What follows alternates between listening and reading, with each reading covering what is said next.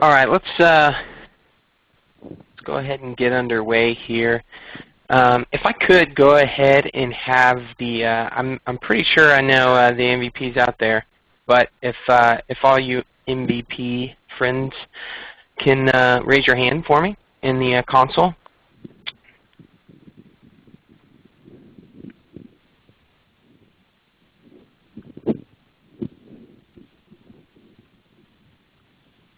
All right, I see 2 of you out there.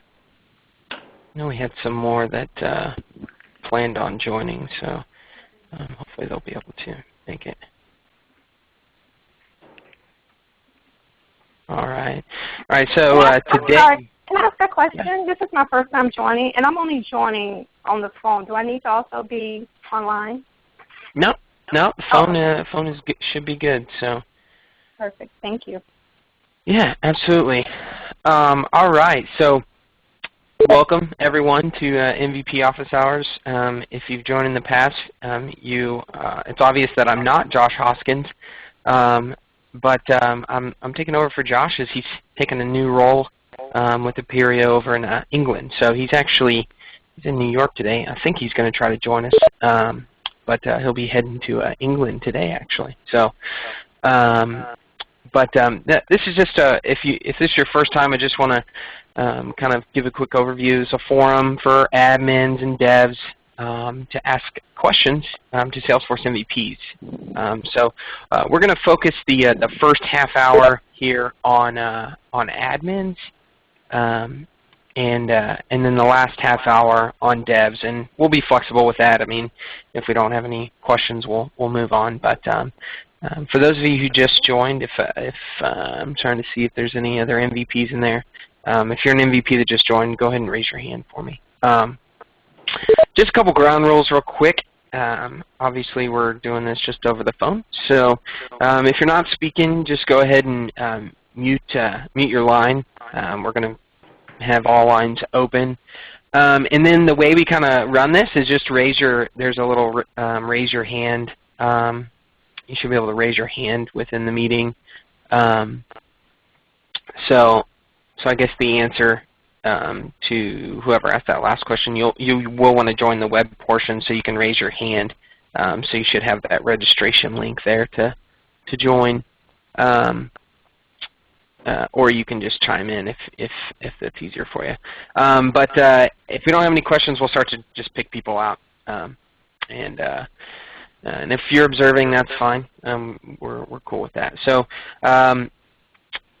to introduce myself real quick, I'm Jared Kingston. I actually work with Josh at Apereo, and I'm just going to kind of be facilitating the meeting and helping hand out these questions to the MVP. So let me go ahead and introduce the MVPs that I see that we have on the line right now. And that's Deepa Patel and Steve Mullis. And Deepa, if you want to go ahead and just give just a quick rundown of what you do, where you work, real quick for everyone. Sure. Hi, I'm Deepa Patel, and I am the founder and owner of Halak Consulting.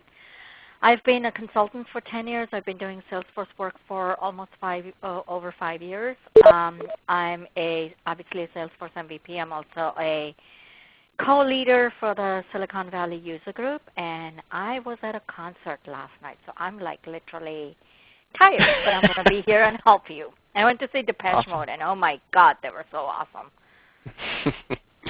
That's awesome.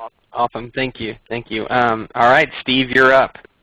Hi, I'm Steve Mullis. I'm a Salesforce MVP, and I've been a Salesforce administrator since we first deployed it in 2003.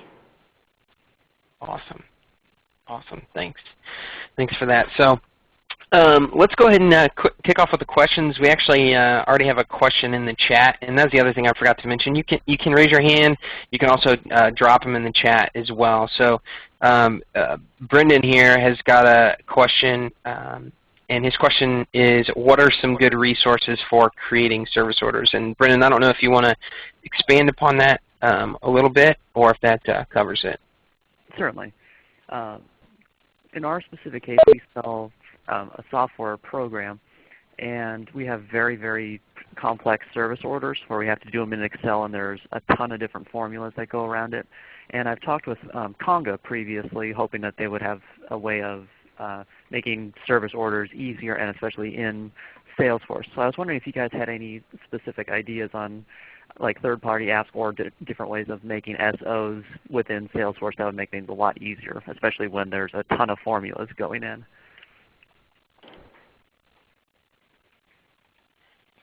What did you get from Conga, Brendan? What did they say? They said that it would be outside of their abilities. Because in our specific case, we have 5 different products, and with it would be like imagine a dependent field in Salesforce. You could click one thing, and it comes up with 5 other options. It's sort of like that, but it keeps rolling down time and time again. So they said that it was outside of their abilities. So is this where you're using kind of a if-then-else logic, that if you select this, I want 5 of these options, and out of that, if you Correct. select that, I want the others? Okay. So I'm going to tell you there's a product that I used in the past because I work with the legal industry. It's called HotDocs, HOTDOCS, okay? It is a fantastic, fantastic tool that allows you to build if-then-else logic in Word. And I mean, it's extremely powerful. The only thing is it doesn't have a direct connection to Salesforce. But when I was working with them, they had temporarily developed a link to Salesforce, but we also did that. I'm sorry, they didn't. DB Sync. You've heard of DB Sync, right? I have, yes. Okay. DB Sync developed a link for HotDocs and Salesforce, and unfortunately, I wasn't able to find that many clients that had that such complex, logic for building their, mostly that kind of logic goes in contracts or legal documents, The other option is, have you looked at Big Machines? No, I don't know that one. Look at Big Machines, but I think I don't know if they run on Professional. They might just run on Enterprise. But look, check out HotDocs and DB Sync. HotDocs definitely will allow you to do a lot of if-then-else logic. If not, check Big Machines because they do a lot of that kind of contract development. And so I think they have a little bit of an if-then-else logic built in. I don't know how much. Okay, great. Yeah, those are 2 great resources. Okay. Hey Cool, guys, thanks for that. Josh. Hey, Josh, how's it going? Good. We just kicked off some questions, so. Yeah, I just want to follow on to Brandon's question. So you could also try to use Visual Workflow if you have something like that. It might be a little more. Are you at the airport, Josh? All right, that's better. So Brandon, I was just saying you could probably use Visual Workflow. You might want to take a look at that. It might be a little lengthier process because it is quite new, and it is wizard driven. So think of a wizard, step 1, click next, step 2, click next. But you're able to do some cool things in there if you want to take advantage of the native functionality that Salesforce offers. If you have licenses for Flow. Yeah. Yeah, I'm in Professional, so at this point it wouldn't be helpful, but definitely down the line when my company realizes that they need it. Yep. Wow. I think they're going to realize. Are your bosses coming to Dreamforce, Brendan? Nope, Only you? just me. And as I said, I'm doing it on my own if you get my drift. Oh. Yeah. Well, good for you. Good for you. Good for you. We'll talk later. Go ahead. All right, cool. Let's move on to the next question here from Sarah Grove. So Sarah says we need to implement multiple task types. One issue we have is a task created through a flow, and to do this we had to make one of our task types as a default that we don't want to. Any suggestions for getting around the limitation not being able to handle task record types with workflow?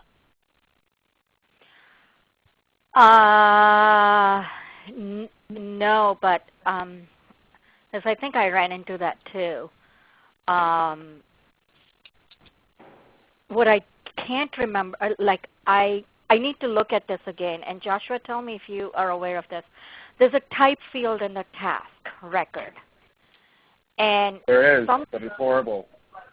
I know it's horrible, but you can't get to the task record types, and I didn't know that if we can use that type field in the workflow rule to kind of,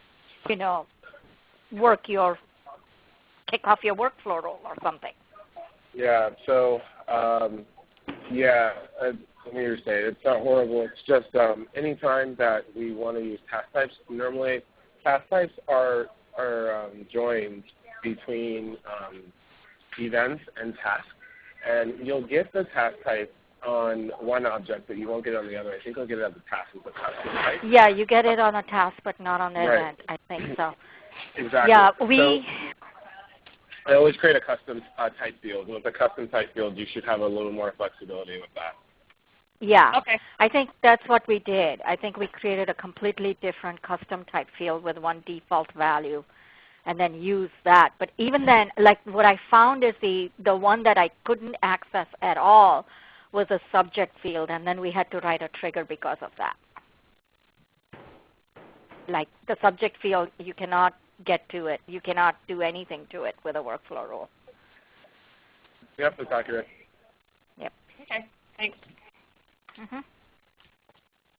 Cool. Thanks, guys. All right. The next question here in the chat is from Kent Manning.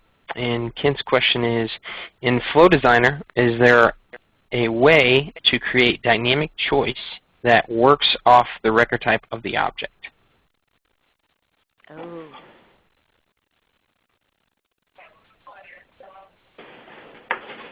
I'm not so sure. I don't think so. I'm not so sure. Could I hear the question again? Just to expound upon that question, what I'm trying to do is we have an asset object that has products, and I'm trying to filter that list by the record type so that it's just displaying the products that are associated to the particular record type.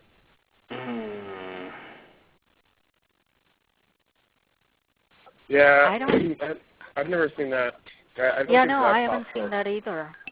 But I mean, it depends on how many record types you have. I mean, you could write a workflow rule that persists that value. So I'm not sure you'll be able to. I'm not sure you'll be able to make a decision based upon a formula field. You should be able to. You should be able to make a decision on a formula field and display a list of static options. It just depends on how many nodes you have for each record type. Is it rather large, or is it maybe 4 times? Is it a 4x4? It's 2 record types, so there's multiple products, but it's 2 record types. Yeah, so you should be able to basically just build 2 pages if there's 2 record types and say if it's this record type, go and query all of the products that equal X, Y, Z, and just have 2 pages rather than trying to build it out. I mean, that's the thing is Flow in some instances, because it's so new, it doesn't really scale to a lot of those areas yet. But if you have a simplistic data model in terms of the data that you need to display, you can hard code the record type to display the products, and that might be an easier way to do that. Got it. All right. Thanks. Sure, no problem. Cool. All right, and Thomas, it looks like yours was a follow-up to Kent. So, all right, let's. Who else has questions? Go ahead and raise your hand in the chat or chat in there as well. Looks like Nick Kramer. You have a question? If you want to go ahead and talk up, we can just let you give it up. So I'm just going to read my question. There's a perception amongst our users that there is a slowly degrading performance of of our Salesforce implementation, and from our admin side, we're not really seeing any indicators or anything tangible that we can say yes, the performance is degraded. It was XYZ on that date, and today it's that. So can you talk about any techniques or ways of measuring or benchmarking the performance against the past performance in Salesforce?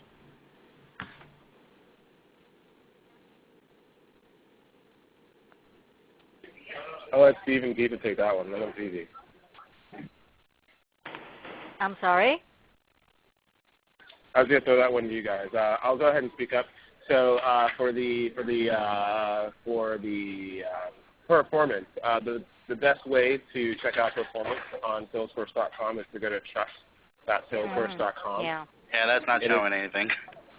I mean, this is Steve. How are they?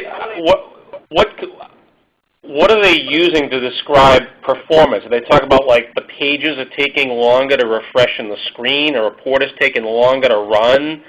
I mean, well, the whole point is that, what's their yardstick?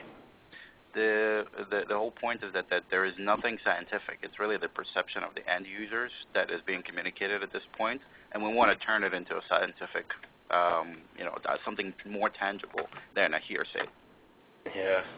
I mean, but are the users giving you anything? Are they saying like, yeah, the performance is degraded because screens are taking longer to load on me? Like I go to an account and it's got 10 related lists, and I gotta wait. It used to all be on the screen in front of me in a second. Now I gotta wait a minute for those related lists. Or is it just like, this is too hot, this is too cold, this one's just right, my feet hurt? I mean, yeah, nothing like. I'm an admin. I know that, like, if you go like this, it's slower. But then when you sit down with them and ask them to review the focus, I can't hear you over the background noise.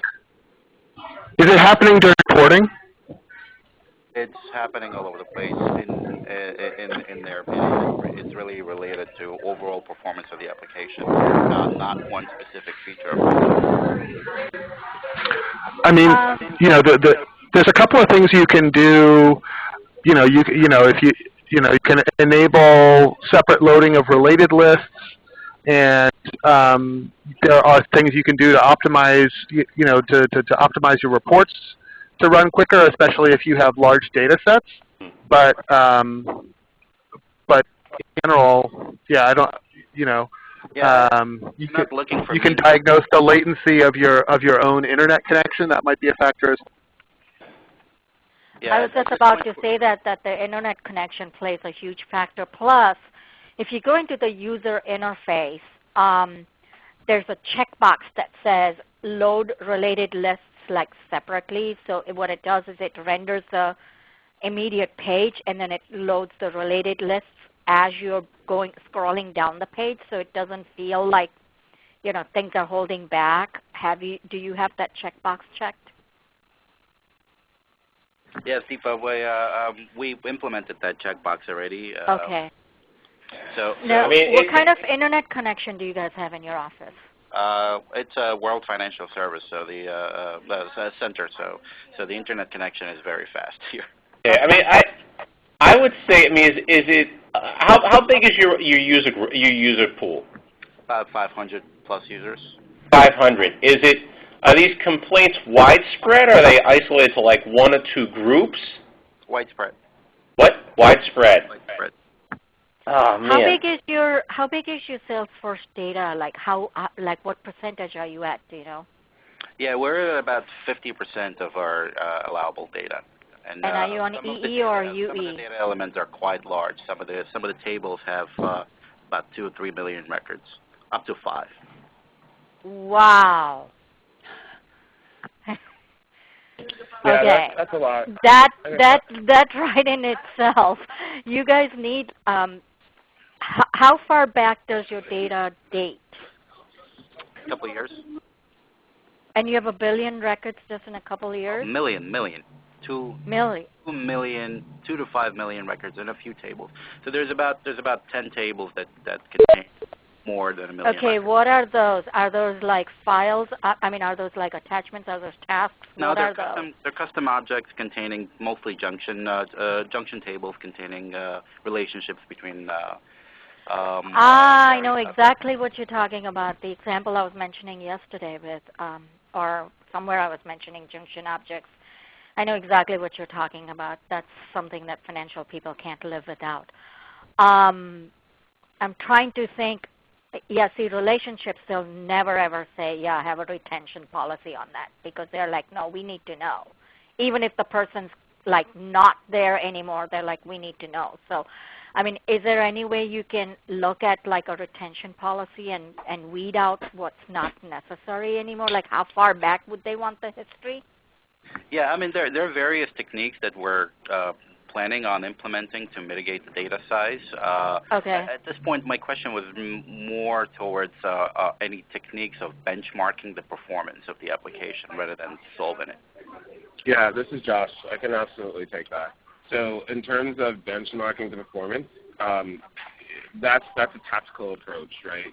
But any sort of research has to start with the problem statement. And the problem statement can't be it's just slow. If the user is complaining that it's slow, personally I would go sit at their desk and tell me what's slow and observe it, because that perception is going to ripple through the organization, right?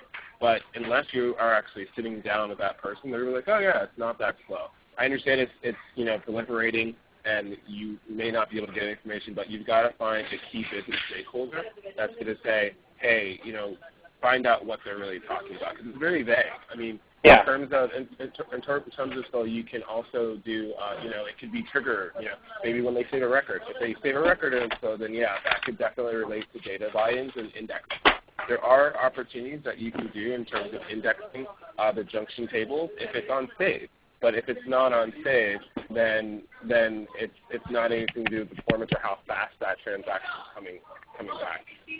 And in terms of benchmarking, you can always turn on the debugging. So if they said that a page was taking 5 minutes, not 5 minutes, but let's just say a second to save before, and now it's taking more like 5 seconds, and there's a lot of triggers that run after that, then you can obviously look to see what you've done on that object within the past, between the two timelines, and turn on debugging and track the total transaction time from start to finish. Maybe if you have a sandbox, you go back in time too. But all of that can't really happen if someone's just saying it's slow. Does that make sense? Thanks, Josh. It perfectly does. Is that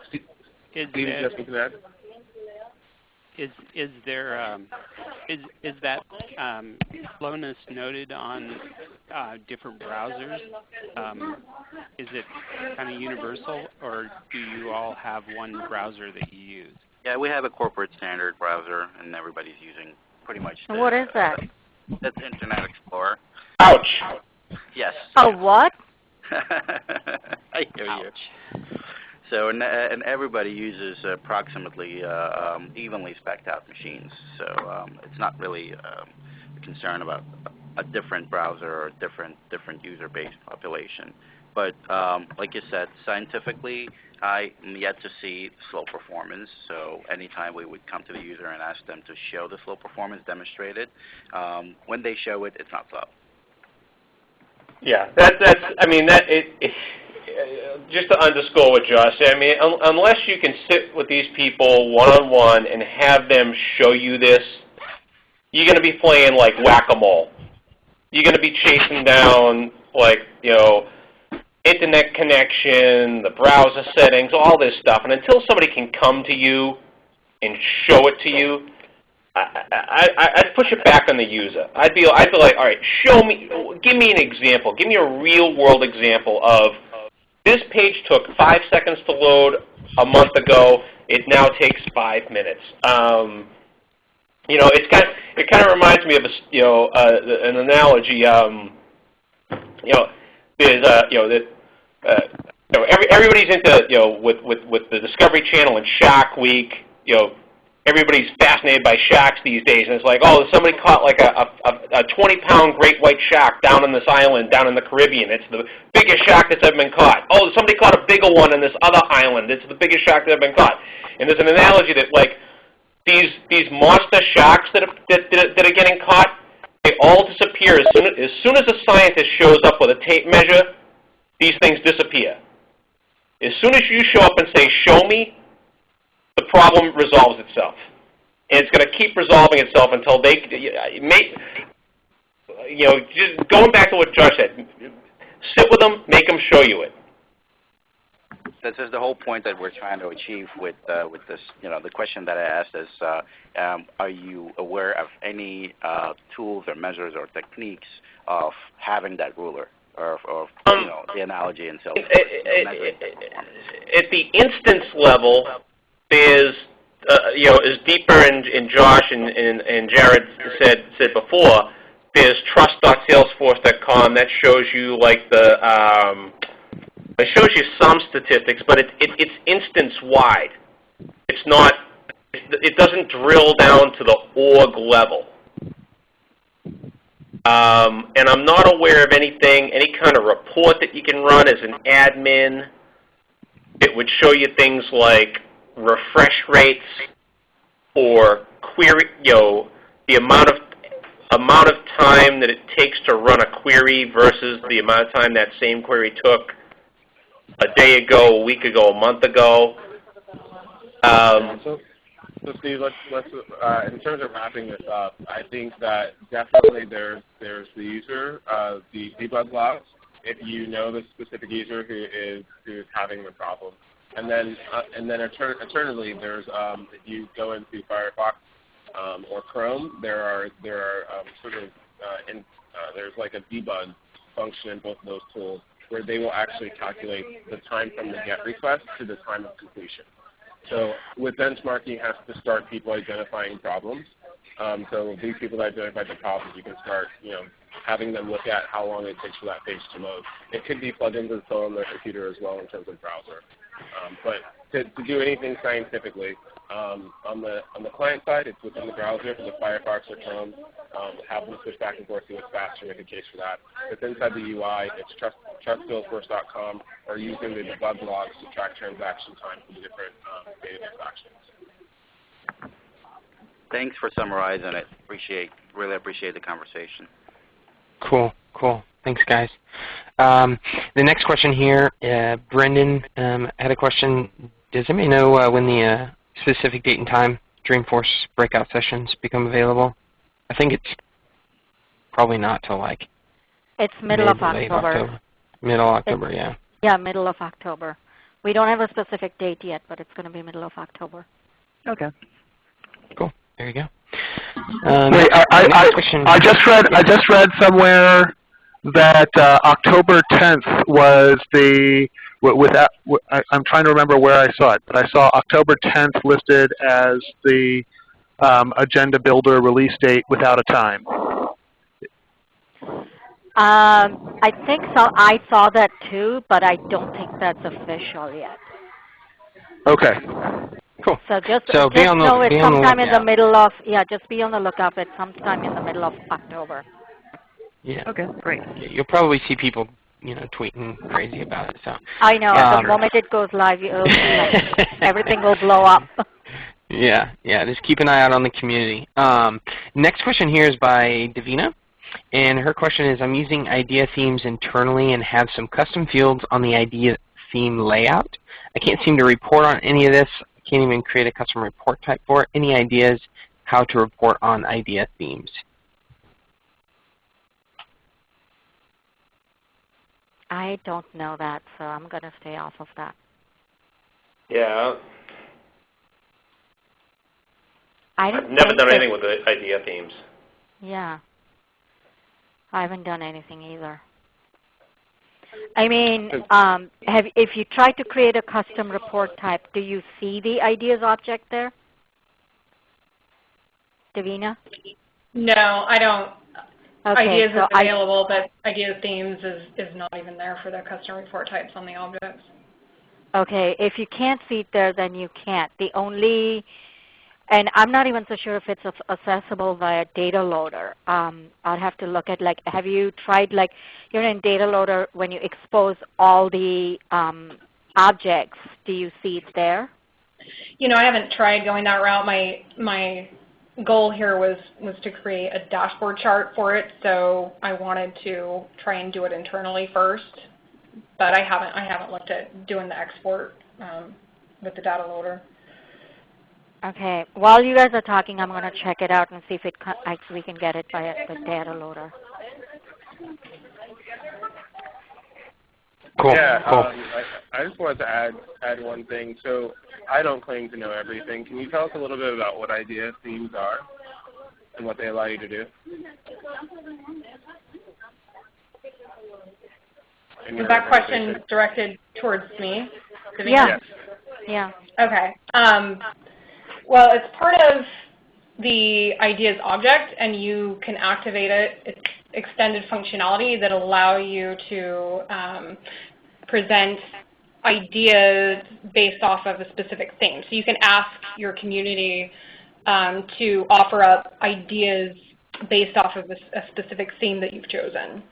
So we kind of renamed our object as Idea Challenges, and we're using them kind of internally for our HR department to present internal challenges to our teams to present ideas maybe on how to better grow the company or a new product line or stuff like that. So.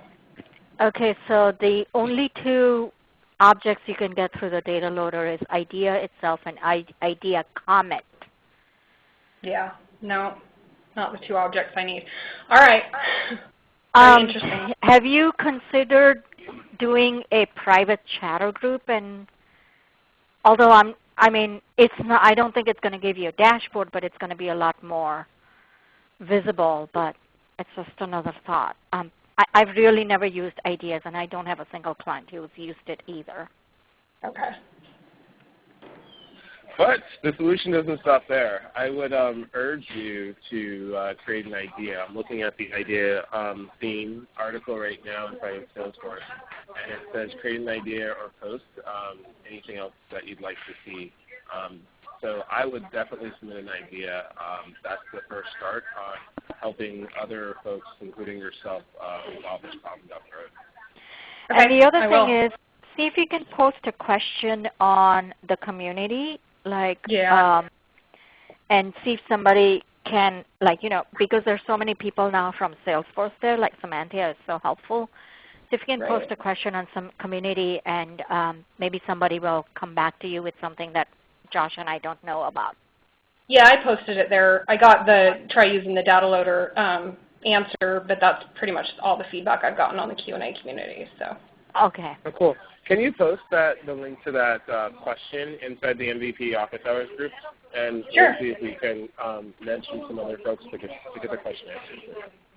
Okay. Thanks, guys. That'd be great. Awesome. Awesome. All right. The next question we have here from Bill Greenhall says, users that are used to client/server apps take a while to move to web times. Okay, so that was just more of a comment to the gotcha. Okay. talking earlier. I'm just not getting into these. Speed issues internally, yeah. Cool. Okay. Cool. And looks like Kent posted on the Dreamforce chatter. They chattered. Agenda Builder goes live on the 10th. So there you go. All right. What other questions do we have? We're just over a half hour here. So do we have any more admin type questions?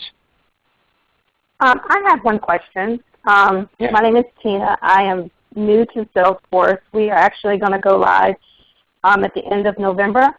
And I work for a nonprofit organization. And we were wondering if there's a way to, within Salesforce or within apps, to build out our donor segmentation for our mailing. Are you using the nonprofit starter pack? No, we're not. We actually are using a third-party vendor whose platform sits on Salesforce. We're using DonorNation through Fantiva. I wish Bonnie was here. So what kind of segmentation are you trying to do? So This is Thomas Taylor. I'm a Foundation MVP. Okay, great. So for instance, when we are getting ready to do our direct mail, we are looking at the frequency of our givers, the recency, and things like that. And so right now, we're using a third-party vendor to do that, but we would like to be able to do that ourselves. So we're looking at, maybe, 90,000 records that need to be segmented out for mailing.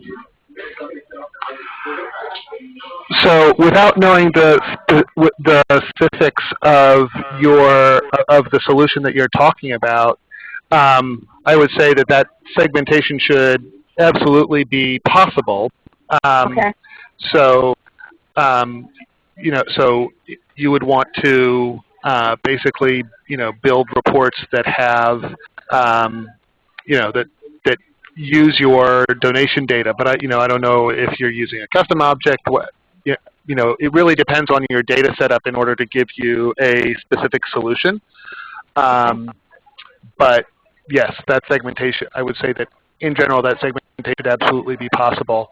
I would encourage you to join the Power of Us hub and as well as engage your. Are you using an implementation consultant, or is the vendor doing the implementation for you? Yes, the vendor is doing the implementation for us. Yeah, so I would encourage you to ask them that question specifically during training, but it should absolutely be possible. Okay. Okay, great. That's good news. And the group you said was Power of Us to join? So the Power of Us hub, if you go to salesforcefoundation.org, you'll see a button there that says login. So it's very similar to the Salesforce Success Community, but it's just for organizations that get their licenses from the Salesforce Foundation. So you'll click that and you'll use your regular Salesforce Foundation credentials to log in. It's a whole community specifically for the nonprofit users. Okay, great. Thank you. This is Josh. Awesome. Just to pile on to that, there are ways for Salesforce to do it natively out of the box. Like you said, you have to take a look at your specific implementation. However, I think here, does someone go on mute? I think here we can definitely tell you the different ways that it would get done. So segmentation is usually done at the campaign level with campaign members. And so if you do a report anywhere in the organization that has the contact object in it, you should be able to. I'm sorry, I hear a lot of feedback. Somebody has a lot of background noise. Could they mute themselves? There we go. Okay, that's a lot better. All right, cool. So what I was saying is that segmentation is usually done either on the contact or lead level because there are people that have these attributes on the lead or the contact level. So say, for instance, I will have a contact type, and maybe that's not a good thing. Let's say my contact or state is going to be in the state of Florida, right? So I can go then build a report for all my contacts that have a state of Florida and add them to a campaign. The segmentation is going to slice and dice. What's going to give you that functionality is creating a campaign. So a campaign is nothing more than a group of contacts and leads together, right? So the problem that nonprofits usually run into is the fact that these attributes that you want to segment by actually have to exist flat on that contact record or flat on that lead record.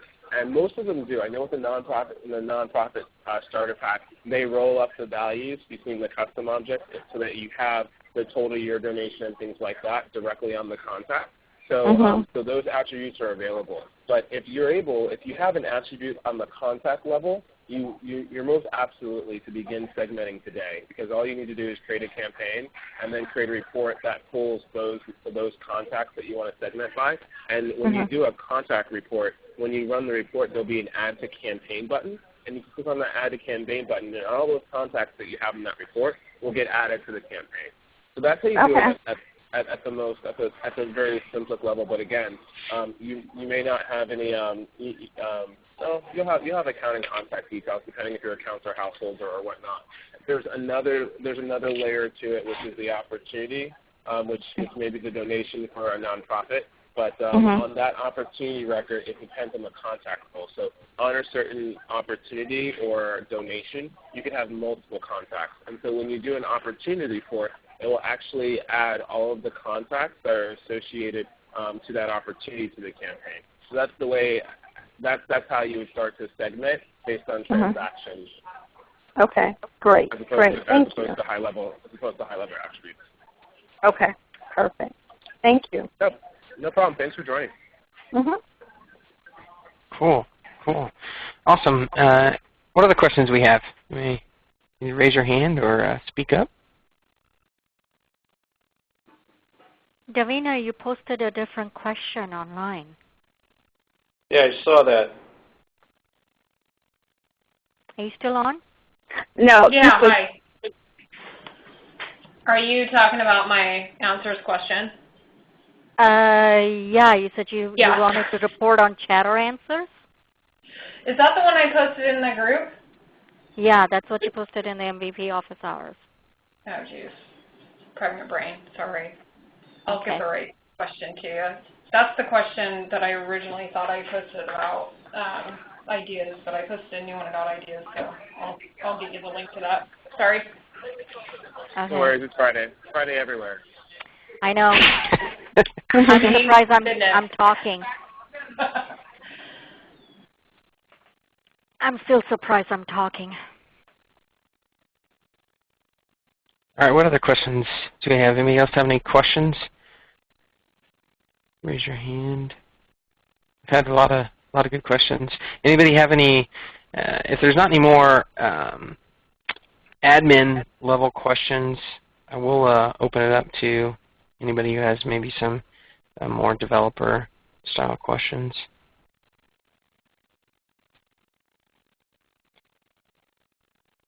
Wow. Anybody? No other questions? What about, let's look at some names here. Kevin Huang, are you on? Are you just listening, or do you have a question? Yeah, I'm just listening. I'm a Salesforce employee, and I'm just wanted to know what kind of discussion is happening in this particular group. So, questions. Cool. Well, thanks for joining. Marissa, do you have a question or anything we can help you with?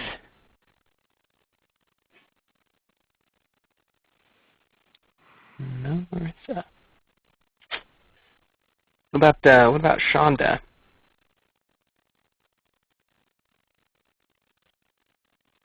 No, Shonda.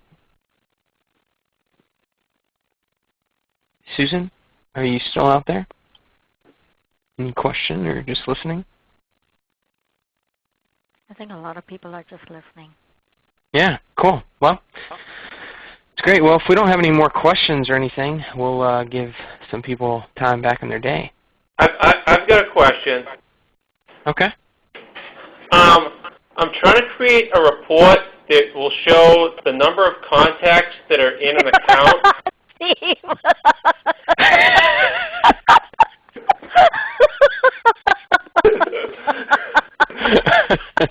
Can anybody help me with that? Called the power of two. Are you going to explain why we're laughing, Steve, now that you brought it up? I don't know. I think I need to go take a drink before I can give that answer to you. Because nobody knows why we are laughing. You might as well just explain it to people why we're laughing. I don't want to throw anyone under the bus. All right, I'm not throwing anybody under the bus. I'm gonna, first of all, I'm gonna say, ladies and gentlemen, Steve Mollis deserves a huge, huge, huge, huge applause. I mean, this man is so patient. He's so good and determined to make sure that he helps someone to the granularest level. And so, like, I think he spent like 3 to 4 hours yesterday trying to help this one woman. I'm not going to say who. He tried. Okay, we got the background noise back. Thank you. There we go. So he spent at least 3 to 4 hours trying to help this woman build a report. And he was doing it screenshot by screenshot by screenshot. And unfortunately, I'm not so sure what was going on with her. She was just not grasping the concept. And it got to the point where it actually became a lot more comical than helpful. But Steve did a fantastic job of trying to guide her.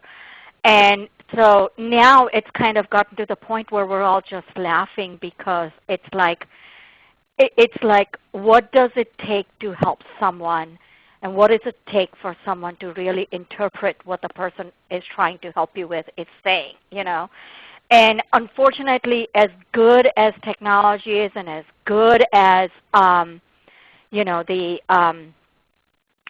Answers community is, and like all our social media, Twitter and Chatter and all of that is, sometimes things still get lost in translation. And so this isn't has become an internal MVP kind of a joke now. But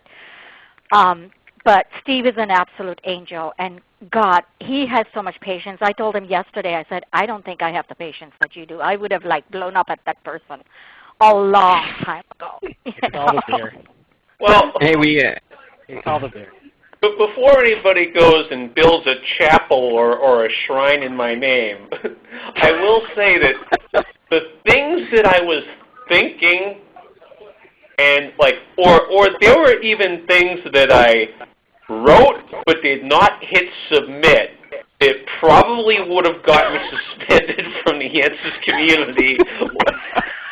Maybe kicked out of the MVP group. There was one or two where I had the whole thing written, which was okay, count to 3, take a deep breath. Do I still feel that way? Well, yes, I still feel that way, but I probably shouldn't write this. But that's why we're there in the MVP group for you, right? You can vent with us. Yeah, exactly. we actually have off the Answers board. There's people on the Answers community that are now following the question just out of morbid curiosity. I almost feel like at the end, they should get the director's cut. So there would be everything that was posted on the Answers community, and then everything that was in Google Chat and Hangouts and in the MVP group that was also left out of the Answers community. Well, I'm glad you did, because we don't want you to be suspended. We're here to support the community. Exactly. Everyone knows Steve Moabeer. Arnold actually chimed in with a question in the chat of he added a value to a pick list, and it's not showing up on the object. It's the account record, and there's one record type. Okay, if it's only one record type, then the other thing I would look at is the pick list field the child in a field dependency? Yep. It is. Can you hear me? Then you need to go at it in there. Yep. Yeah, you have to make the new values available via the field dependency matrix. So there'll be almost like an Excel spreadsheet of every option in the parent pick list, right? Every option in the child pick list, and then you have to expose them based on those. You basically have to parent every value, in the child. Well, that's a pain in the butt. Okay. You guys hear yes me? and no, right? Because no, I mean it's okay. It's one of those gotchas, So the well, parent if you in this think case about it, right? Like not every child is going to belong to every parent. So how would the system know automatically to assign it to a parent? Right. I only have one kid, and that's the way I like it. All right. So we're talking lead source is the parent field. I'm looking at it right now. Yep.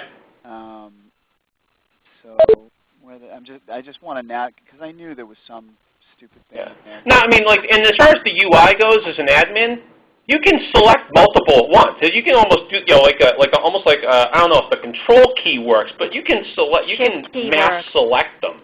Right. Shift key them all. Where the heck? So I'm in it. So if you go into the child pick list, you should see the dependent pick list name there, and you should see an edit button there. Well, I see the parent. Okay, so I'm in the parent now, which is lead source. You want me to be in the dependent pick list, not the controlling pick list. Is that right? I think it's visible from both. Yeah, and if it's not, it may even be visible on in the object where all the fields, the standard and custom fields, are displayed on the page. Right. There should even be a section called Field Dependencies. Right. Okay. So accounts.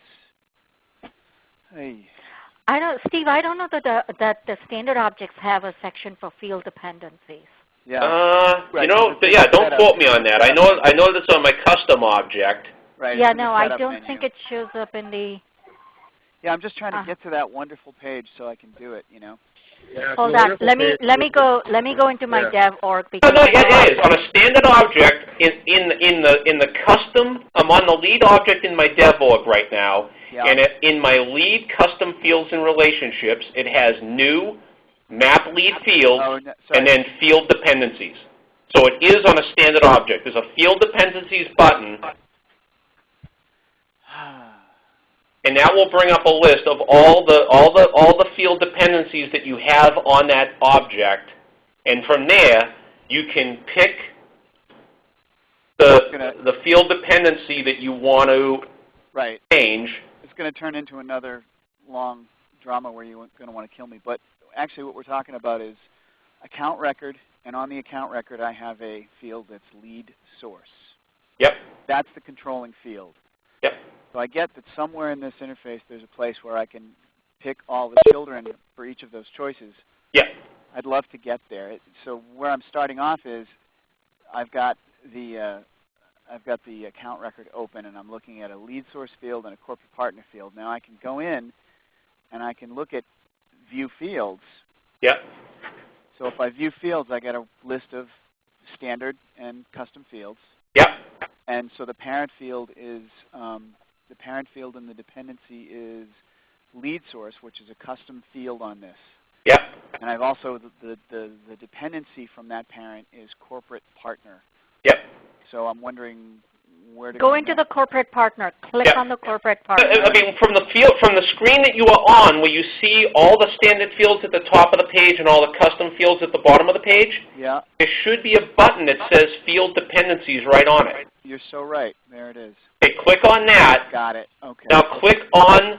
There should be a link for each field dependency that you have. Just click on that, and that will open up that Excel spreadsheet style. Oh, baby, there it is. Okay, you guys. I'm going to shut up and do this now. Thank you. The cool thing is, you can click on in where it says, your parent field.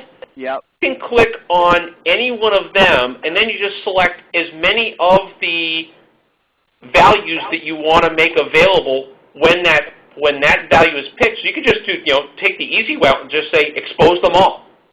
Well, that's the plan. Yeah. It's like it's a pick list with like 15 values, and we got a few new corporate partners, so that now they want analog devices to be a choice. Yeah. Yeah. I mean, the easy way out is just to expose every child based on any parent. But if that's the case, I would almost say why even have the dependency there? The idea of a field dependency is to limit the options in the child based on what was selected in the parent. Exactly. So say you're a company that sells, boats, cars, and airplanes. If your parent pick list is boat, car, or airplane, your child pick list, you don't want somebody to be able to pick a boat and then pick the tires that they want on it or the air conditioning they want on it. Right, you want to hide those values unless the person picks car. Yeah. Well, and if they don't pick airplane, you don't want to give them the option of mistakenly picking wings or propeller. Right. So easy way out, make everything available, or get rid of the dependency at all, entirely. But the reason behind a dependency pick a field dependency is that you don't have to write a whole bunch of complex validation rules in the back end to idiot-proof this thing. you kind of idiot-proofing it on the front. Right, and this it works in this case because it's the use case is it's a business unit that sells to individual families, but sometimes it's a benefit that a corporation pays for. So if it's Joe Schmo buying this product for his kids, he doesn't have his employer isn't sponsoring it. It's his own pocket. So there's no reason to pull up a list of 30 companies when the guy's paying for it out of pocket. So it's a good use case. It's just finding this damn page was a bitch. Thank you very much. No problem. I'm going to mute again. Awesome. Thanks. Good work there. All right, guys, we are 1 minute away, and my guess is we don't have any other questions. Speak now, forever hold your peace. That's I used to coach softball, and at batting practice, I would always stay in the mound throwing batting practice until the kid hit the ball, and I'd be like, oh, we always end on a hit. Everybody got to hit the ball before it was their turn was over at batting practice. I like it.